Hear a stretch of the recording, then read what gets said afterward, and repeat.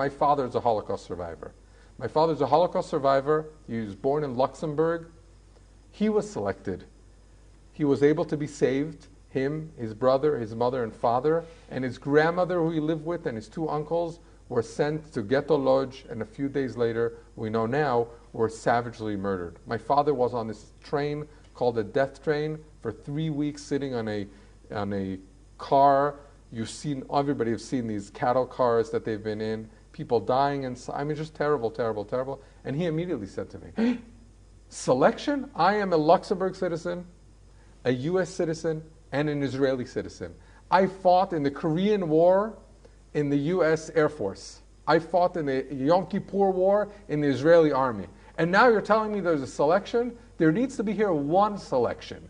We want every hostage back right now. As you are watching this, we want them back right now. And if not, we will show that we have the resolve. Forget about the strength.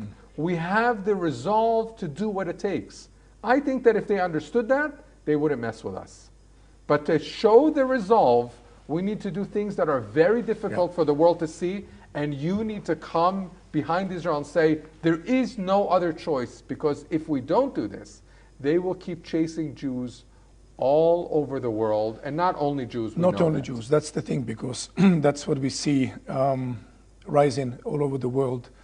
And you know, they say first Shabbat people, and you know, ironically, they did it on Shabbat. It's very ironic. And then Sunday people. But you know, yesterday we were on this special report with Anat Berko, and Anat, I asked her, what about Qatar? I mean, it's Qatar giving the money for Hamas, and they are hosting Ismail Haniyeh, they are hosting Khaled Mashal in Qatar. So how can we put pressure on Qatar? Because, I mean, they are the culprits as a state. I mean, they are a state that is encouraging, supporting terrorism. And then she said something very interesting. She said, look, they have the largest US Army base there. Central Command is based in Qatar, in Doha. So I was thinking, I mean, I'm dreaming now. I'm really dreaming loud. But imagine putting Khaled Mashal and Ismail Haniyeh on house arrest. I mean, I'm really kind right now, in my dreams, right? They don't deserve that. Well, they don't. But again, until our boys and girls, elderly Holocaust survivors, babies, women, men are freed. I mean, it's easy. There's 300,000 people in Qatar, 2 million, foreign laborers that they bring in there. But I mean, they are there. The head of the snake is there. I mean, I'm just dreaming. Of course, I'm dreaming. I don't think it's a crazy dream. I just think we need to have the resolve. How do we get that resolve? That's back to prayer. If we rally, and everybody sees, the leaders see, the Biden administration sees, it's nice that you came to Israel. It's nice that you now act. Stop talking. Start acting. That's a great suggestion to Biden. But really, we know that the minds and powers of leaders are in the hands of God. There is where prayer is strongest.